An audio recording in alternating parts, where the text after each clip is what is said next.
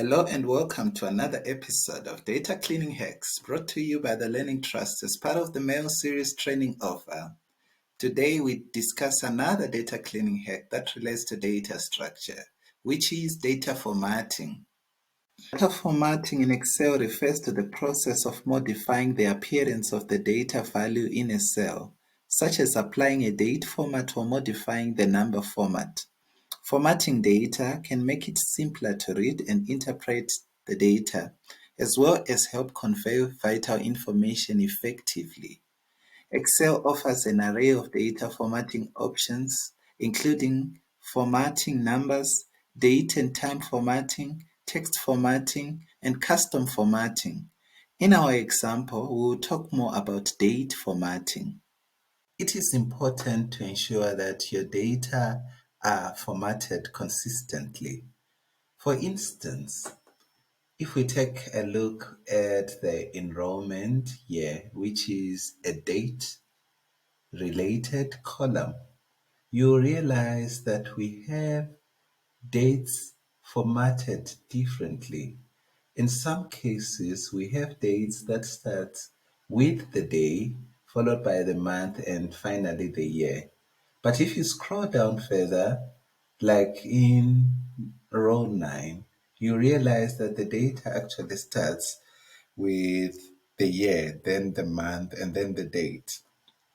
This can be pretty confusing. And if you scroll down further, you realize that we have something that actually doesn't appear like a date. And in this instance, of course, where we have learners like Lerato, Logan, we only have data that has not been captured in the correct format. So whereas this is supposed to be a date, you realize when you go on the number format menu under your home tab that this is actually captured as a general number and there is no specific format for that. We would want to ensure that this is captured as a date, but not just a date using a format that is consistent with everything else on our data set. So how do we do that? So we click again the column where we want to input changes. We go on the numbers format menu.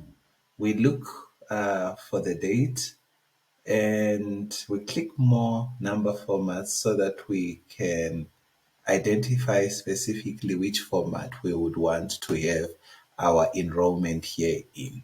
Suppose we want our date to be in the year, month, and then date format. We can pick the option down here and then we click OK. I want you to notice what just happened in the enrollment columns on all the fields we had issues earlier on. The date has been formatted consistently from row number 1 to the last row.